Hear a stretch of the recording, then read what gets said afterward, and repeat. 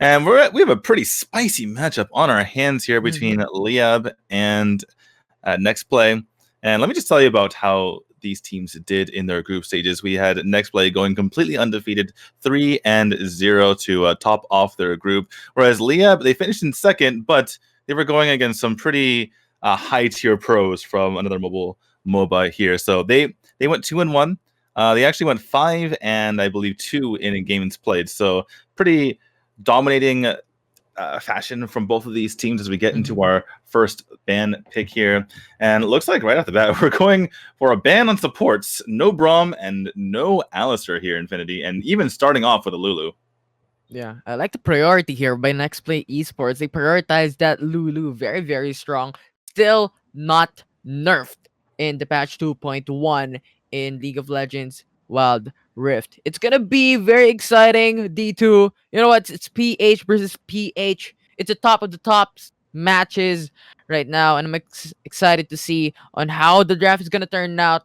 But D2, you know what? Gragas being hovered here by Liyab Esports, unexpected misfortune to come through. This is the synergy duos that is really, really strong when it comes to team fights, right? You have the ultimate with the Gragas, then follow through with the bullet time.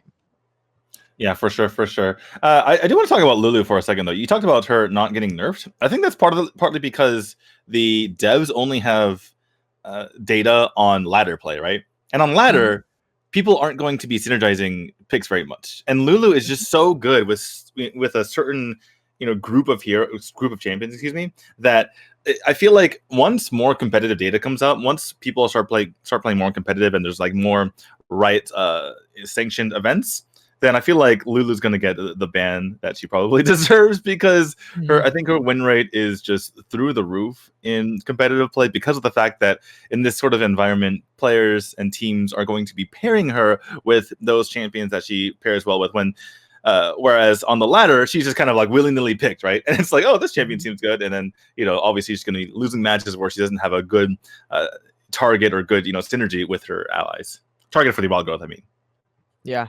And look at that. Liyab Esports hovering onto that Orianna. They really want to go for those synergy plays, those team fight potentials to really just emphasize the power of misfortune when it comes to the 5v5 clashes later on to the matchup.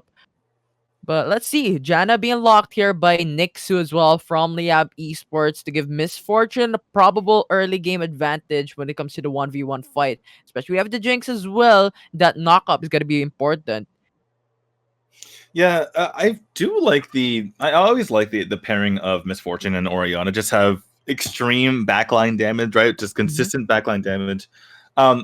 Obviously the Greg is there to kind of, well, I mean, apart from him just being an all around solid champion who can kind of play multiple roles and is very flexible. Apart from that, he can just kind of he can just spring your backline from someone jumping on them, right? If they have a Zed, he can just use his ult to push them off, kind of just be annoying in that regard. But I do admit, seeing the Janna can obviously be very powerful, and obviously her ultimate can do the same,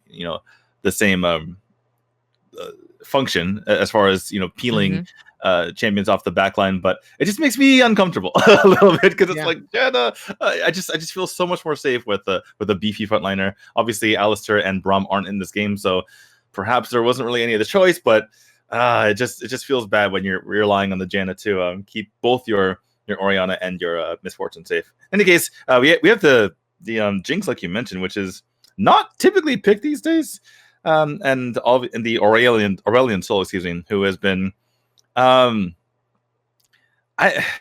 and down. Last time we saw Aurelion Sol, he was really powerful. I'm talking about in this tournament, but it depends on the wielder. Obviously, though, we're gonna have a person who is completely capable of wielding him this time, though.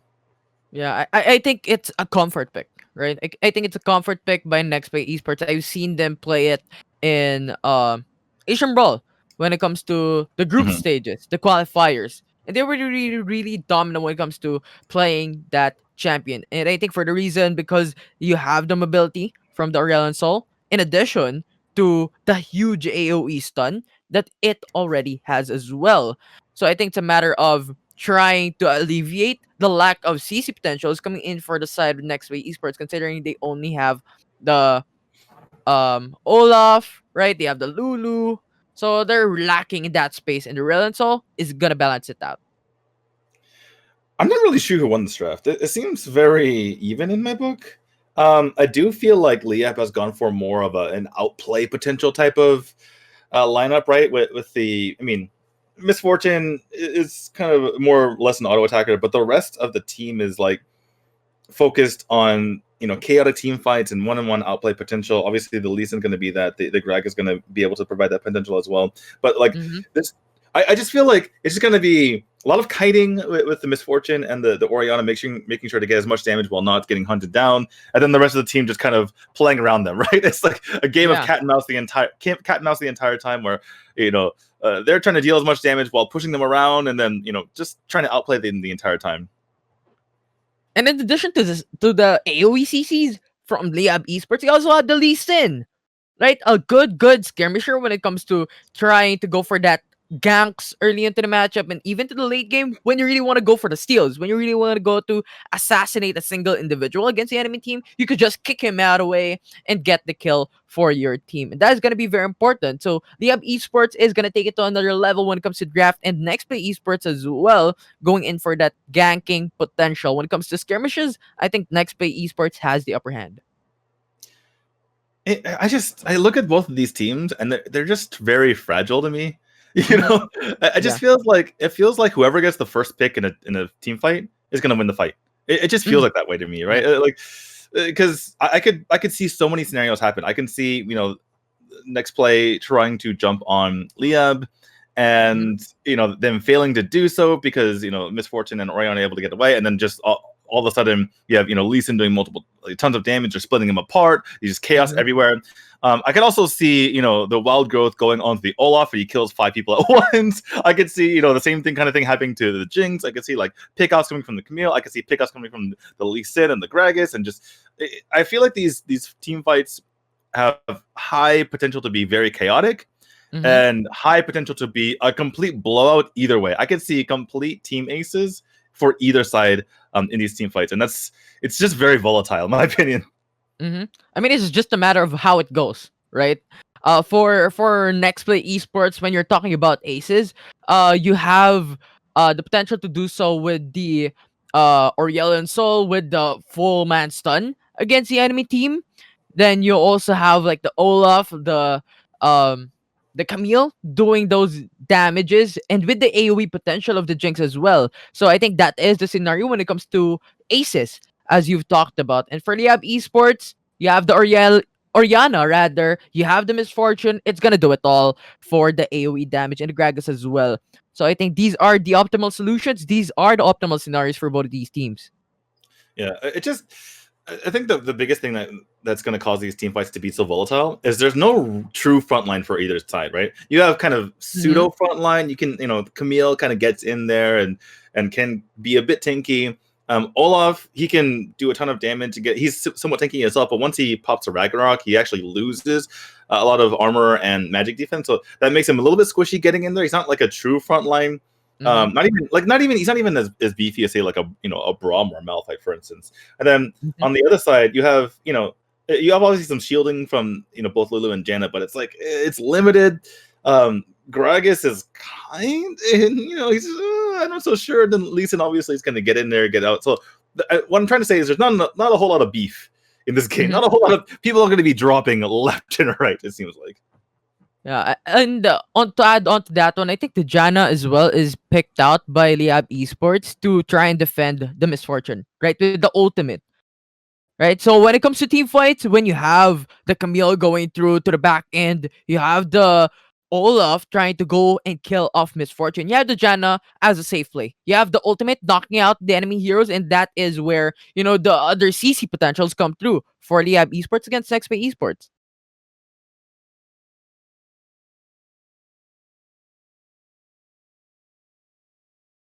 Oh, I'm sorry, I was muted for a second. I was actually talking to myself. I think I talked to myself for a second. My bad. So what I was saying to myself was that we talked about the team fights and how they can be very volatile, but perhaps more important than the team fights themselves is actually the laning phase, because whoever gets ahead in the laning phase could actually decide who actually gets ahead in those team fights. So how do you see this laning phase going here? I feel like the Janna and the Misfortune are going to be extremely powerful in that dual lane in particular. Mm-hmm. I mean, you have the knockup rate, you have the healing potential, you have the sustainability for your Misfortune to stay alive further. So I think, yeah, I do And agree on that statement. people don't Mhm. realize that actually the Janna's shield, even though it's Yeah. a pretty long cooldown in the early game, it actually does give extra damage to the to your ADC. So that's going to be pretty huge as far as just keeping away the opposing side.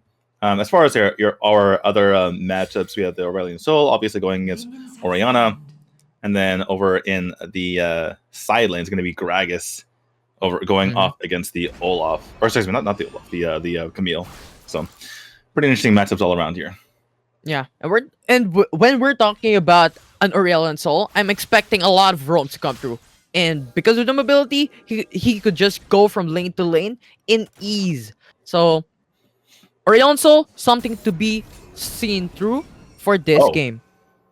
okay, yeah. Oriana doing quite a bit of damage. Lulu helping Mhm. out in the beginning there, and then Aurelion Sol doing a bit of extra damage himself. So already have Rubik's on our Oriana in a bit of trouble, getting frozen out of the lane here by our Nexplay player with a Chuli. I'm trying to read their name. Yeah, I don't want to be able to say their names properly. I guess I can just read the rights, the left and right panels instead of just staring at the middle of the screen. But, yeah, we have Arisen, Chuli. The Japanese name is Jinsei no Tabekata, which is like the way of the way to eat life. Not really sure what he means by that. Yeah, I live in Japan, so anyway. Then we have Jushi, Uzi, and then on the Liyab side we have Migi, 3SH, Rubik's, Nixu, and Gambit on the Misfortune. So those are our players. Let's see how this pans out. Yeah, and looking at the bottom lane right now, I think it's actually quite an even playing field for both of these teams right now, as Jinx and Misfortune is trying to get a hold of themselves. But I think Misfortune, when it comes to poking capabilities right now against the Jinx, is gonna be more dominant because of the first skill, the skill shot of the Misfortune. And I think that is what hurts when it comes to a Misfortune. And that was a failed skirmish in the top lane. Let's see how it's gonna turn out. Yeah, exactly. They tried to go onto the Camille, but she's able to get out of here. Had to burn her flash though, so couldn't just get out with her typical wall hop. Lee Sin seemed to be in a bit of trouble, but he's able to get on out of there. Does give up the Rift Killer though, and so it looks like I believe Rift Killers have both of them have gone over to Nexplay. So that's doesn't seem like a big deal, but having having that vision allows you to rotate much more confidently, particularly when you are worried about what your team, what the opponent might be doing as far as taking objectives and such. I mean, you have the knowledge on where the enemy jungler would be. You have the knowledge of gank that may occur going from the top lane to the mid lane, or vice versa, from bottom lane into the mid lane. So it's going to be very important. Oh, okay. I was not expecting Aurelion Sol to be dominating this mid lane matchup so badly. He's actually doing an incredible job here, and that means Orianna has to go back, and he's going to go ahead, instead of facing the wave, going to go ahead and clear as quickly as possible, so he can potentially go for a gank. Curious to see. No, he's going to go ahead and go back. So he wanted to just get that far and be able to have a couple seconds to get back here. Taking a look at this gold at the moment, Aurelion's still sitting in a fat 2.7k. Shares that with the Jinx as well. Highest member on the side here of Liyab is that Misfortune at 2.6k. Sharing that lead with our Gragas. And as you can see, small but potentially reasonable lead here for Nexplay in that gold, up about 500. The pressure that they're putting out against Liyab Esports is quite considerably big right now. And Aurelion Sol in the near future is going to be dominating potentially the map, as he has the ultimate, he has the skills to go from lane to the lanes. I keep on repeating this because it is going to be very important, but it looks like they're setting up for a fight. Ult comes out here from Camille. They're going to be jumping on this Orianna, and she is as good as dead. There's no real way to keep her alive. Camille does get halved in health here, and she's actually going to rotate over to the Dragon, allowing for the Gragas to push over in the top lane, but they're deeming this to be more important. In fact, Camille's going to go back to base, as they can see multiple members off the side of Liyab already, or still in lane, excuse me. And taking this very cavalierly. Okay, so he does have the smite, so it's going to be going over to the side of Nexplay as they able to secure the first dragon of the. Oh, that is a fat finger right there. That is a fat finger from our Janna. Pops her ult by accident. That's a bit unfortunate. Unfortunate it is. They're gonna get the Mountain Drake to the side of NXP.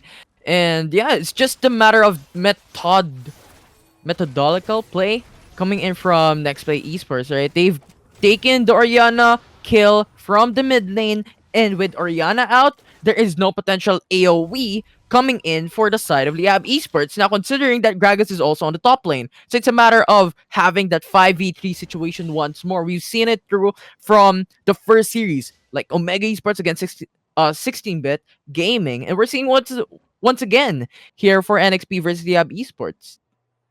Yeah, I think the word you're looking for is methodical. So yeah, methodical gameplay Yeah. coming out here from Liyab, or from both sides, excuse me. But Yeah. yeah, Nextplay doing an extremely good job of kind of navigating this game. That said, they're only up 1K gold, so I do like the fact that Liyab is not panicking. They're only down 1K gold. They're down 1 dragon buff, but it's not a hugest deal. They're going to be perfectly all right. We do have a switch here out of Nextplay. Camille going into the bottom lane, and Liyab immediately recognized that, and they're going to go for a potential 3-for-1 gank here, but looks like Lee Sin is not going to commit. Realizes that Aurelion Soul was going to be on the way, but they're abusing their position. Oh, here comes the Lee Sin jumping onto the Aurelion Soul. He's going to have to try to get out of there. The ult comes out from both players, and he gets popped off. He gets knocked out of existence by the ult from Orianna. The ult comes out from Jinx as well, but unable to finish off those members. Lee Sin's going to be a little bit greedy and take Orianna's fruit, but they're going to be perfectly fine. Oh, never mind. Excuse me. They're not going to be fine. In comes the Camille as well as the Olaf. Lee Sin tries to re-engage onto the Camille, try to get at least 1 kill before he dies, but he's going to die nonetheless, as they're going to turn their targets over to the Riptail.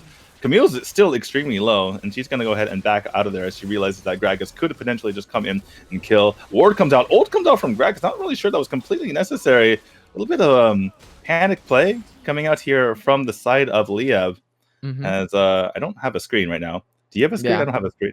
I don't have a screen as well.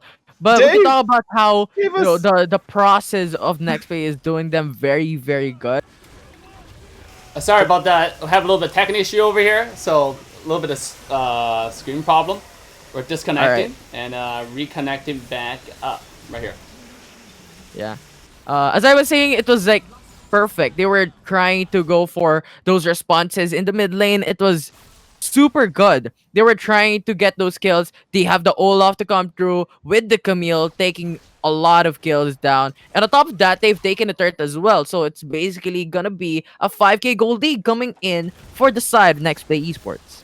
Yeah, very well played by them. They actually contributed 5 to that top lane. We're gonna get a replay from about a couple of minutes ago. Kind of crazy how that turned out as the ult came in, but you can see the video map on our replay. The Olaf and the Camille not letting them getting away, actually using the leg sweep along with the flash there to pick that up. Lisa nearly gets the kill onto the Camille, and then they obviously set their sights onto the Rift Herald. I'm actually, producer Dave. Did the Rift Herald get released to take out that top turret, or was that just taken normally? Okay. Okay, well, Dave doesn't remember, but that's perfectly fine. Regardless whether the Rift Herald was released or not, it's still about 4.5k gold lead here for the side of Nextplay. They have really been dominating this game thus far.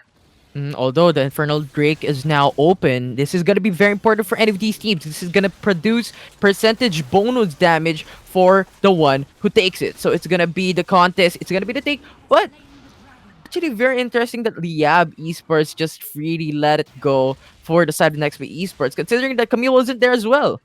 So yeah, interesting. Yeah, it looks like Liyab are playing this very passively. Not sure if they could have contested that properly, but certainly something to keep in mind. But no, that all aside, it looks like Olaf is on the chase. Oh my goodness, that is 3 members dropping in a matter of seconds, and it looks like Orianna is going to drop as well.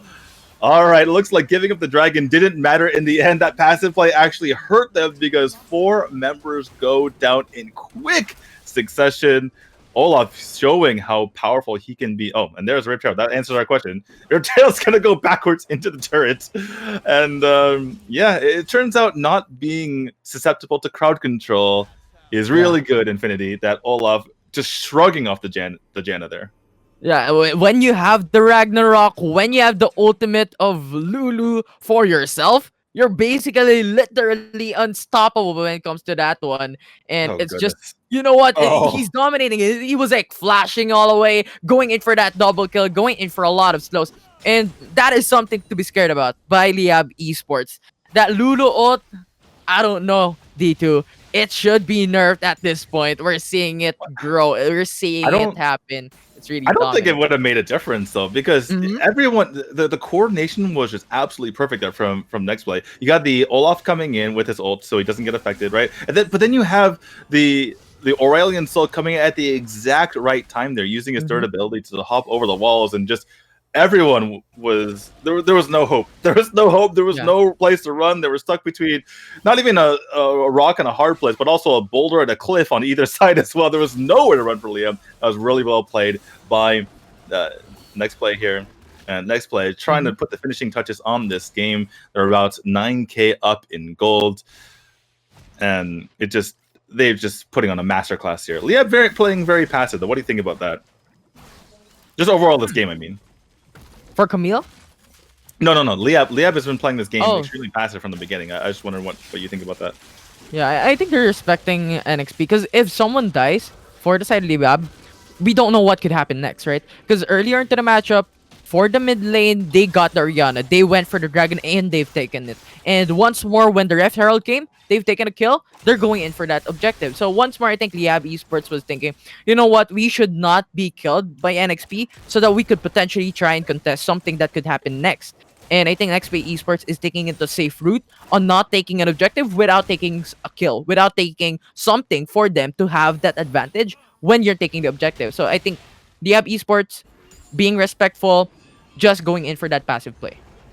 Yeah, I think, and the thing is, like next play, you can see they're only taking their chances when they see a clear opening, right? Like you saw Mm-hmm. that gank over to the bottom lane and able to kill those 4 members, but only because they realized that that Liab was out of position. So really nice patient play for here from next play. They're not really forcing anything. They're only taking, they're taking calculated risks here. Every single time their opponent seems to be out of position, they go for it. When it seems like they can take an objective, they go for it.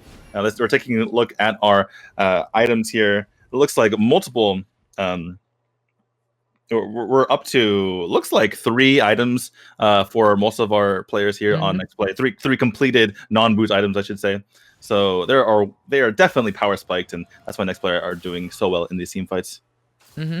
I mean, it's just a matter of weighing out the potential risks and potential benefits for your team, right? If you get a kill, what would happen next? If you get this objective, what would happen next? I think Nexplay Esports is just thinking about it in the same way Liyab Esports is thinking about it as well. So it's just a matter of weighing it out. And at this point in time, Liyab Esports has a lot of risks involved in this game. Yeah, for sure.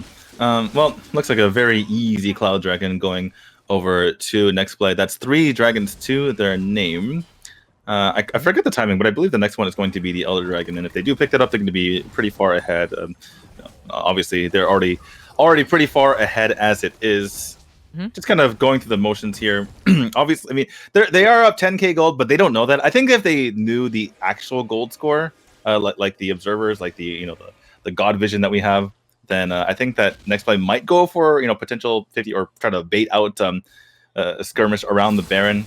But oh well, speaking of skirmish, we're gonna have one between the Gragas and the Camille here. Oh, actually, very nicely done on the Gragas with that ultimate, and that means that it's gonna have to force a flash out here from our Camille. Had to turn tail and run, but that Orianna was on that side. Big ball coming out for the Aurelion Soul, and the massive damage coming in from his side. Already the G has been popped onto the Lee Sin, and blue team is able to pick up the Baron Nashor as they have that on the side already. Dana goes down as well. That is 2 members down. That's going to be another member going down as well as Misfortune falls as a 13K gold lead. That is a Baron, and that is potential march to victory here for next play. Okay, let's talk about that. Camille baited out into the bottom lane. Look at this one. They've baited out 2 champions into the bottom lane. Oh, look And at with this Aurelion ball. Soul, yeah, Look at this Aurelion. we've talked about it a while ago. The massive AoE potential when it comes to CC from the Aurelion Soul is going to be big time for NXP. And they've showed us how it really works, right? It's really, really strong. And it's a matter of, that the triple AoE discussions coming in from Oriental is really big as well. So it's constant damage, its CC potentials against Liyab Esports is taking them down. So it's a matter of baiting out the enemy team and getting the benefit out of it. Oh boy. Okay, we're taking a look at Jinx's build here.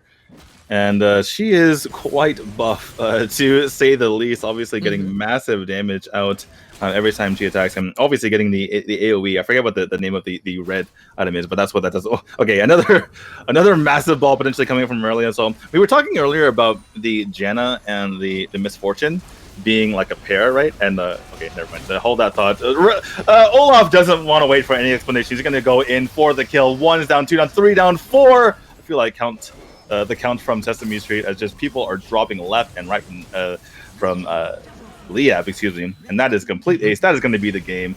That is a dominant performance here from Nexplay.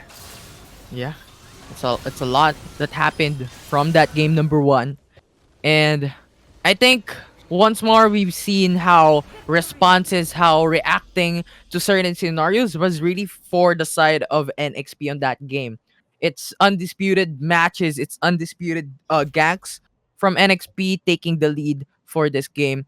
So yeah, really big plays coming in from Olaf onto the mid to late game when it comes to trying to get those kills against the enemy team, and of course also trying to go for the objectives as well. I think Olaf's really key on those certain parts, and I think he deserves the MVP for this game.